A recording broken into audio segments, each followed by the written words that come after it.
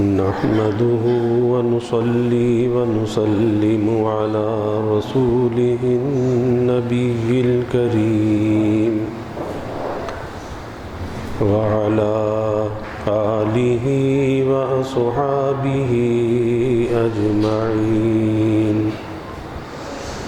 اللهم صل على سيدنا ومولانا محمد وعلى آل سيدنا ومولانا محمد وبارك وسلم صلاة وسلاما كثيرا كثيرا. يا رب صل وسلم دائما أبدا على حبيبك خير الخلق كلهم. توفیق الہی اپنے مرشد پاک کی برکت سے جمعے کے بعد کی اس نشست میں ہفتے وار حکیم الامت مجدد الملت حضرت تھانوی رحمۃ اللہ علیہ کے ملفوظات کا سلسلہ چل رہا ہے. فرمایا کہ محققین تمام عبادات و عادات میں اعتدال کی رعایت رکھتے ہیں اور اسی پر دوام کی امید ہو سکتی ہے.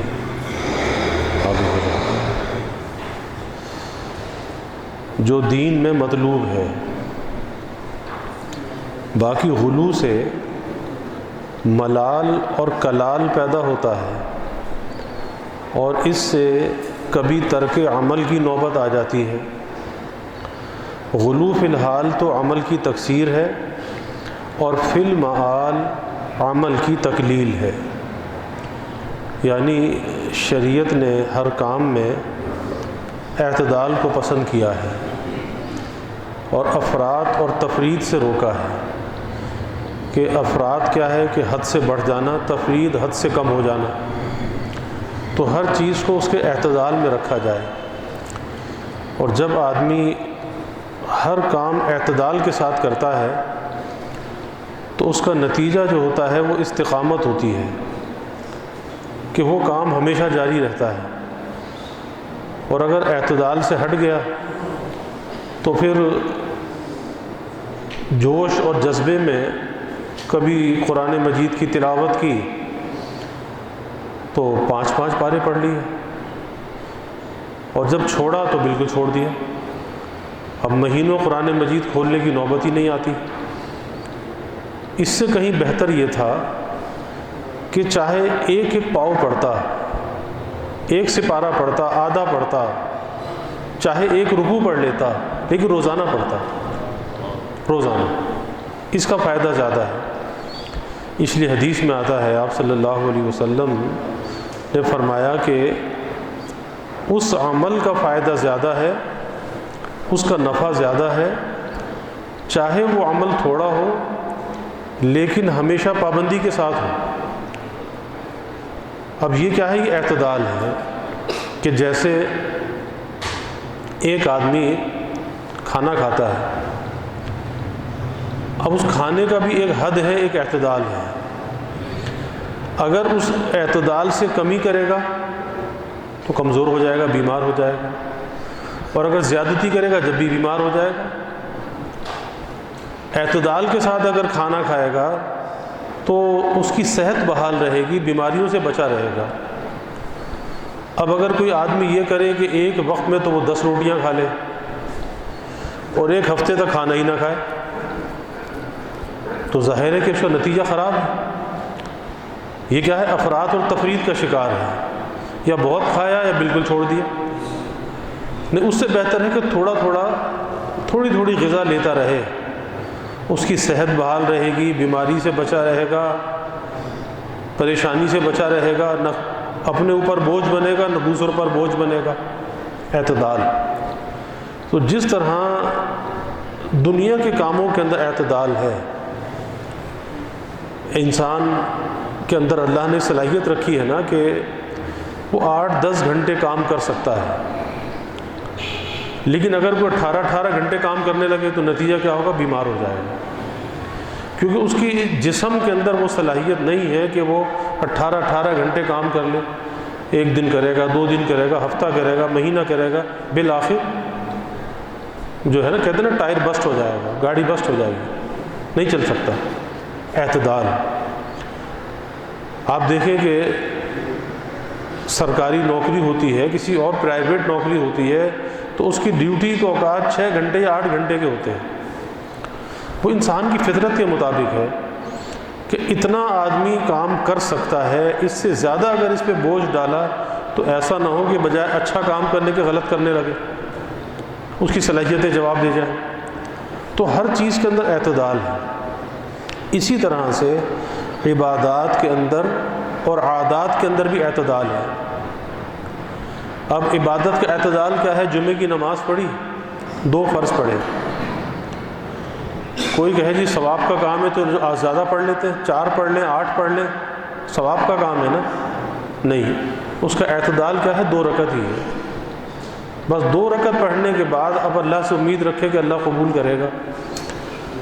اور اگر کوئی کہے جی اس میں زیادتی کر لو، تو زیادتی اللہ کو پسند نہیں، وہ کیا ہے؟ افراد، حد سے بڑھنا۔ کوئی کہے 2 کی جگہ 1 رکعت پڑھ لو، وہ بھی اللہ کو پسند نہیں۔ تو اعتدال پہ قائم رہنا چاہیے۔ اسی طرح سے ذکر اذکار ہیں، معمولات ہیں، کہ اس کی کوئی مقدار اپنے لیے مقرر کرنی چاہیے۔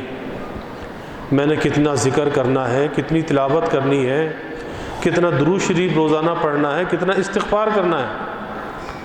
اب اس کی مقدار مقرر کر کے پھر پابندی سے اس پر عمل کرے۔ یہ الگ بات ہے کہ کبھی انسان ہے، تھکاوٹ ہے، بیماری ہے، مشغولی ہے، تو اس معمول کو کم تو کر دے لیکن ناغہ نہ کرے، تاکہ عادت قائم رہے، نفس اس کا عادی رہے، اس پر یہ بوجھ باقی رہے، یہ قید، یہ پابندی باقی رہے۔ لیکن یہ نہیں کہ ایک دن تو بہت زیادہ کر لیے اور پھر چھوڑا تو بالکل چھوڑ دیا۔ تو حضرت یہی بات یہاں پر سمجھا رہے ہیں کہ غلو سے ملال اور کلال پیدا ہوتا ہے، کہ ایک دفعہ تو بہت زیادہ کر لیا، اب طبیعت اکتا گئی، اب اکتانے کے بعد اس کام کرنے کو جی نہیں چاہتا۔ تو ایسا کام کیوں کرے کہ بھائی تھوڑا تھوڑا کرے تاکہ رغبت تو باقی رہے۔ جیسے آدمی کھانا کھاتا ہے نا، ایک تو یہ کہ اتنا تن کے کھا لیا، یہاں تک حلق تک بھر لیا، ٹھونس لیا، اب اگلے بار بھوک ہی نہیں لگ رہی، کوئی تقاضا نہیں، بھوک کا بھوک ختم ہو گئی۔ ایک یہ کہ کھانا کھا کر کھانا تھوڑی بھوک رہے تو چھوڑ دے، صحت بھی بحال رہے گی، آئندہ وقت پہ بھوک بھی لگے گی۔ اب وہ کیا ہے؟ اعتدال ہے۔ تو اسی طرح سے نیکی اور طاعت میں، ذکر اذکار میں اعتدال ہے، کہ جب انسان کوئی کام کرتے کرتے حد تھکاوٹ تک پہنچنے لگے، اس حد تھکاوٹ سے پہلے کام چھوڑ دے۔ جیسے کہا نا کہ یہاں تک حلق تک کھانا نہ بھرے، تھوڑا پیٹ خالی ہو تو چھوڑ دے، تاکہ اگلے وقت رغبت باقی رہے۔ اسی طرح نیکی اور طاعت میں ہے، ذکر اذکار میں ہے، تلاوت قرآن میں ہے، کہ جب تھوڑی رغبت باقی ہو تو چھوڑ دے، تاکہ اگلے وقت میں رغبت کے ساتھ وہ کام کر سکے، اکتاہٹ کے ساتھ نہیں، رغبت کے ساتھ، چاہت کے ساتھ۔ اور اللہ کو وہی کام پسند ہے کہ جو آدمی رغبت کے ساتھ کرتا ہے، شوق کے ساتھ کرتا ہے، یہ نہیں کہ بوجھ سمجھ کے کرتا ہے۔ تو ہمیں اپنی طبیعتوں میں، اپنے عادات اور اخلاق میں اعتدال پیدا کرنا چاہیے۔ اسی طرح ہمارے کاموں کے اندر عجلت ہوتی ہے، جلد بازی۔ اب جلد بازی کا نقصان ہے، ہر کام میں چاہتے جلدی جلدی، گھر کے اندر بھی تو جلدی جلدی۔ بھائی تحمل ہونا چاہیے، سامنے والے کی رعایت کرنی چاہیے۔ یہ نہیں کہ جلدی سے پانی لے آؤ، جلدی سے کھانا لے آؤ، ابھی کھا بھی جلدی جلدی رہا ہے، کیا ہضم ہوگا؟ اور اگر تھوڑی سی بھی دیر ہو گئی تو بیوی پہ ناراض، بچوں پہ ناراض۔ نہیں، تحمل ہونا چاہیے کہ کسی کو کسی کام کا کہہ کر اب اسے اس کام کرنے کی مہلت دینا چاہیے۔ یہ معاشرت ہے نا، ایسا تو نہیں اس وقت کہتے نا کہ ہتھیلی پہ سرسوں جمانا، تو ہتھیلی پہ سرسوں تو نہیں جمع کرتی، تو کسی کو مہلت دینی پڑتی ہے کہ بھائی کوئی کام کرنے کا وقت تو چاہیے۔ جیسے آدمی اپنے گھر کے دروازے پہ پہنچا یا کسی کے دروازے پہ پہنچا، اب یا تو دروازہ بجائے جاتا ٹھوکے جا رہا ہے دروازے کو، یا بیل پہ ہاتھ رکھا تو ہٹا نہیں رہا، چاہے اس کی بیل جل جائے۔ اور پھر عجلت اتنی ہے کہ اتنا بھی تحمل نہیں ہے کہ ایک گھر کا فرد گھر کے اندر سے نکل کر باہر دروازے تک آئے گا پوچھنے کے لیے، دیکھنے کے لیے، کچھ تو وقت لگے گا، کوئی 1 منٹ لگے گا، آدھا منٹ لگے گا، 2 منٹ لگیں گے، تو اتنا تو تحمل ہونا چاہیے، اتنا بھی تحمل نہیں ہے۔ کیا ہے عجلت؟ عجلت کا مطلب کیا ہے کہ طبیعت میں اعتدال نہیں ہے، اعتدال نہیں ہے۔ اب جب دروازہ کھلا تو غصہ، اب غصہ قابو میں نہیں ہے، اب کیا بیوی پہ چڑھ دوڑے کہ کب سے دروازہ کھٹکھٹا رہا ہوں، تو اتنا تو تحمل اور برداشت ہونی چاہیے کہ دوسرے کو مہلت تو دو۔ اسی لیے آیا نا کہ جو استیزان کا مسئلہ، اجازت لینے کا مسئلہ، کسی کے دروازے پر جاؤ تو ایسے بے دھڑک داخل مت ہو جاؤ، چاہے اپنے گھر میں بھی جا رہے ہو، جب بھی اس کی کوئی آہٹ، کوئی کھنکار، کوئی آواز ہونی چاہیے تاکہ گھر کی خواتین کو پتہ چلے کہ ہاں بھئی گھر کا مرد آ رہا ہے۔ اور گھر میں اگر کوئی باہر کی خواتین آئی ہوئی ہیں، ممکن ہے کوئی سر کسی کا کھلا ہوا ہے، کوئی بے فکر ہو کر بیٹھی ہے، وہ پردہ کر لے۔ تو اپنے گھر میں بھی مسئلہ ہے کہ اجازت لے کر جائے، یعنی کوئی آنے کی اطلاع کر کے جائے، یہ نہیں کہ منہ اٹھایا اور گھس گئے۔ تو دوسروں کی رعایت کرنا یہ انسان کی طبیعت میں ہونا چاہیے۔ اور دروازہ کھلنے میں اگر کوئی تاخیر ہو جائے تو ممکن ہے کہ گھر میں کوئی ایک ہی فرد ہو، کوئی نماز پڑھ رہا ہو، وہ کہ استنجے کے لیے گیا ہوا ہو، ٹوائلٹ میں گیا ہوا ہو، بہت سے احتمالات تو ہیں نا۔ اب یہاں جذبات اور غصے میں آدمی قابو سے باہر ہوتا ہے کہ جذبات اور غصہ قابو میں نہیں ہے۔ اس لیے حتی الامکان دوسروں سے اچھا گمان رکھنا چاہیے، بدگمانی نہیں۔ آج ہم کیا بدگمان ہو جاتے ہیں، فوراً کوئی رائے قائم کر لیتے ہیں، اچھا ایسا ہوگا، اچھا اس نے میرے ساتھ زیادتی کر دی، حالانکہ ایسا ہوتا نہیں ہے۔ وہ ایک واقعہ حضرت نے بیان کیا کہ ایک فوج کا سپاہی تھا، تو وہ اب ظاہر ہے کہ جب اپنی ڈیوٹی پر ہوتے ہیں تو کئی مہینوں کے بعد گھر جانا ہوتا ہے، کبھی 6 مہینے، 1 سال کے بعد۔ تو جب وہ چھٹیوں پر گھر آیا تو اس نے دیکھا کہ اس کی بیوی دروازے پر کھڑی ہے۔ اب اس کے دل میں بدگمانی آ گئی کہ اچھا یہ دروازے پر کھڑی ہے، لگتا ہے اس کا کسی سے تعلق ہے، کوئی ناجائز چکر ہے، کوئی تعلق ہے، اور میرے پیچھے کیا کرتی، ابھی تو میں نے اپنی آنکھوں سے دیکھ لیا نا، تو میرے پیچھے پتہ نہیں کیا کیا کرتی ہوگی۔ اب اس کے پاس وہ بندوق تو تھی کیونکہ سپاہی تھا، اسی وقت بندوق کو لوڈ کیا، اس کو وہیں مار دیا، وہیں گرا دیا۔ جب گھر کے اندر داخل ہوا تو گھر کے اندر دیکھا کہ بہت بڑا اژدہا سانپ گھر میں ہے، اور وہ بیچاری پردے دار عورت تھی، لیکن اتنا بڑا سانپ، اتنا بڑا اژدہا جو گھر میں آ گیا، اب وہ دروازے پر کسی کو مدد کے لیے پکار رہی تھی، مدد لینے کے لیے آئی تھی، لیکن وہی بات کہ تحمل نہیں ہے، تو اس نے پوچھنا بھی گوارا نہ کیا کہ تو دروازے پر کیوں کھڑی ہے، کیا تکلیف ہے، کیا پریشانی ہے، نہیں۔ کیا مطلب؟ طبیعت میں اعتدال نہیں ہے، اعتدال۔ اس لیے اپنی طبیعت میں اعتدال پیدا کرنا چاہیے، اپنے کاموں میں اعتدال، اپنی گفتگو میں اعتدال، یعنی کہ بولے جا رہا ہے تو بولے جا رہا ہے، بولے جا رہا ہے، کوئی رکاوٹ نہیں، کوئی لگام نہیں۔ بھائی جب نیکی کے اندر بھی اعتدال ہے نا، نیکی کے اندر اعتدال ہے، اللہ نے فرض نماز ہے اس کی بھی رکعتیں مقرر کی ہیں تاکہ آدمی کسی اکتاہٹ کا شکار نہ ہو، تو پھر دنیا کے کاموں کے اندر اعتدال کیوں نہیں ہوگا؟ اور اگر بے اعتدالی ہوگی اس کا نتیجہ خراب ہوگا۔ آج لوگ ہیں نا کہ دنیا کے لیے اپنے کو کھپا دیتے ہیں، نہ گھر کی فکر، نہ بیوی کی، نہ بچوں کی، کسی چیز کی فکر نہیں، پر دنیا کمانے میں لگے ہوئے ہیں۔ وہ نتیجہ کیا ہوتا ہے؟ کما تو بہت لی، لیکن خود بیمار ہو گئے۔ وہ حضرت شیخ سعدی رحمۃ اللہ علیہ نے فرمایا کہ انسان بھی عجیب مخلوق ہے کہ پہلے تو مال کمانے کے لیے اپنی صحت کو گنوا دیتا ہے، اور پھر صحت حاصل کرنے کے لیے مال کو گنوا دیتا ہے، چاہتا ہے کہ صحت واپس لوٹ آئے تو مال کو گنواتا ہے۔ اور فرمایا کہ جیتا ایسے ہے جیسے اس نے کبھی مرنا نہیں ہے، اس طرح جیتا ہے، لمبے لمبے خواب، لمبی لمبی آرزویں، تمنائیں، اور دنیا سے جانے کا کوئی پلان نہیں، کوئی سوچ نہیں، کوئی فکر نہیں کہ جانا بھی تو ہے۔ تو جیتا ایسے ہے جیسے کبھی مرنا نہیں، اور مرتا ایسے جیسے کبھی جیا ہی نہیں تھا۔ ایسے مرتا ہے کہ دنیا سے اس کے قصے بھی ختم ہو جاتے ہیں، پیچھے اس کا کوئی نام لینے والا بھی نہیں رہتا، بس چند دن لوگوں نے یاد کیا ہاں کوئی فلاں تھا، اس کے بعد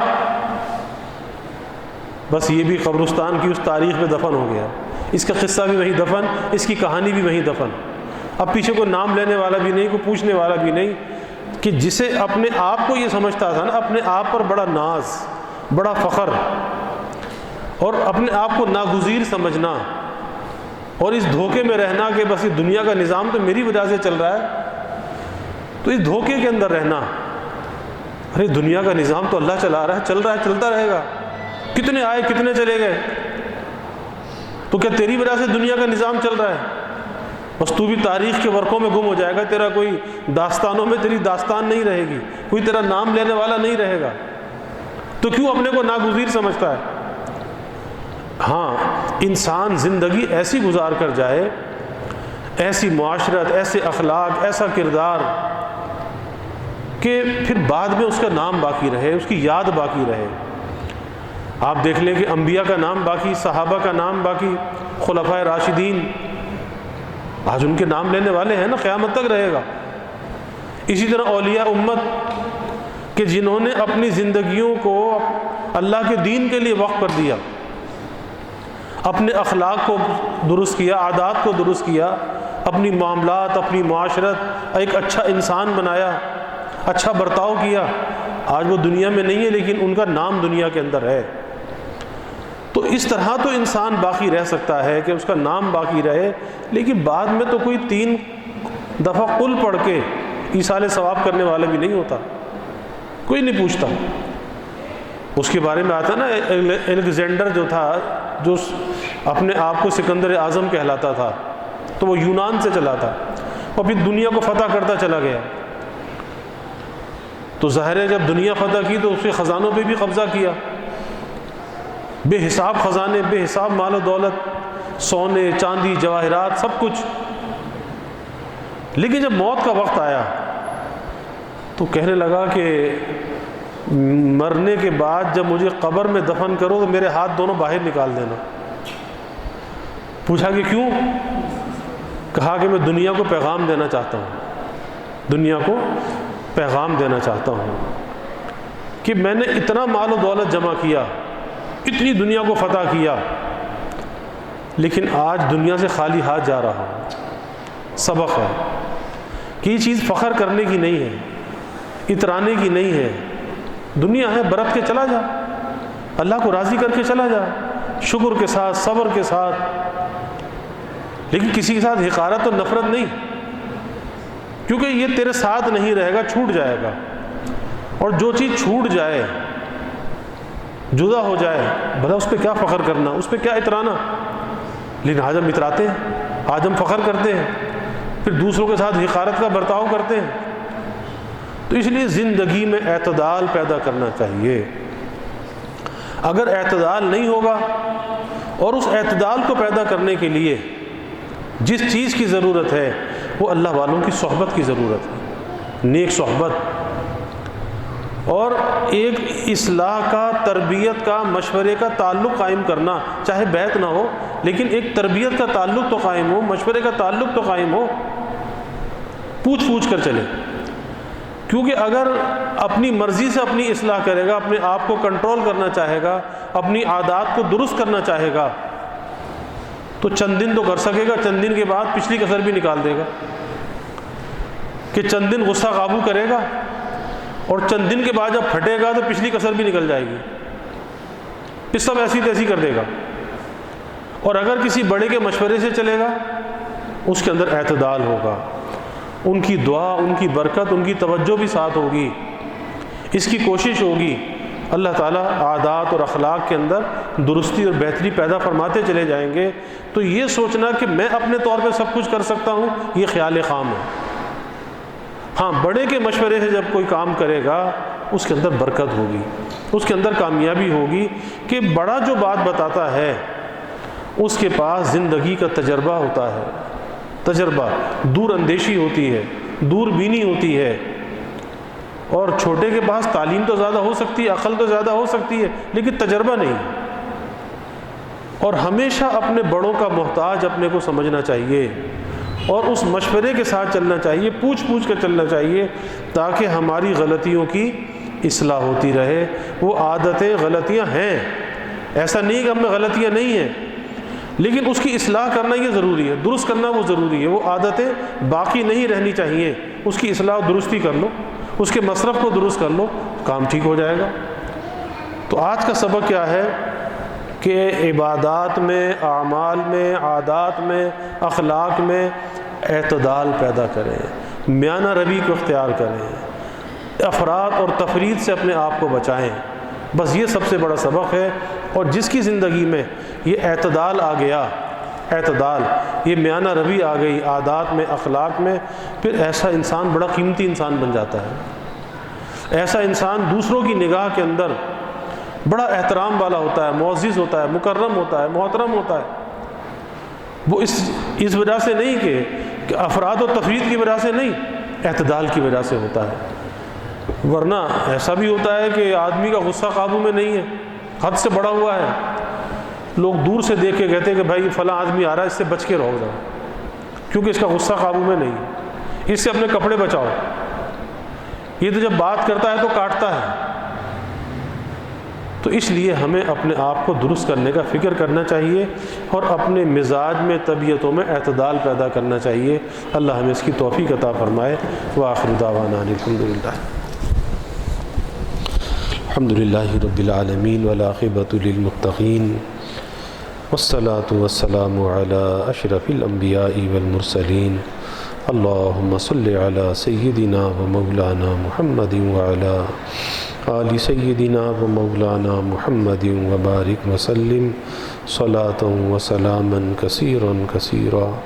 ربنا آتنا فی الدنیا حسنہ وفی الآخرۃ حسنہ وقنا عذاب النار۔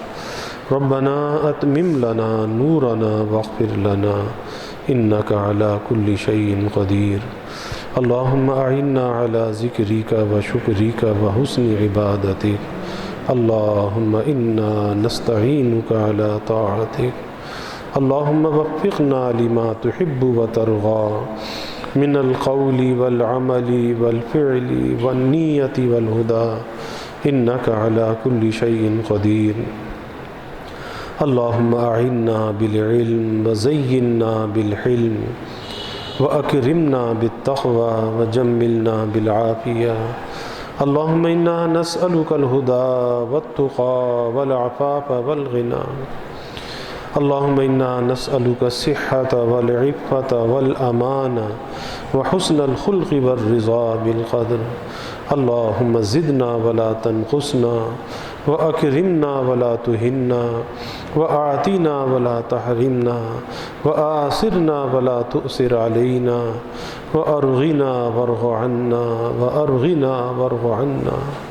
اللہم انا نعوذ بک من جہد البلاء ودرک الشقاء وسوء القضاء وشماتة الأعداء۔ اللہم انا نعوذ بک من زوال نعمتک وتحول عافیتک وفجاءة نقمتك وجميع سخطك اللهم أحسن عاقبتنا في الأمور كلها وأجرنا من خزي الدنيا وعذاب الآخرة اللهم أرنا الحق حقا وارزقنا اتباعه وأرنا الباطل باطلا وارزقنا اجتنابه اللهم إنا نسألك العفو والعافية والمعافاة الدائمة في الدين والدنيا والآخرة والفوز بالجنة والنجاة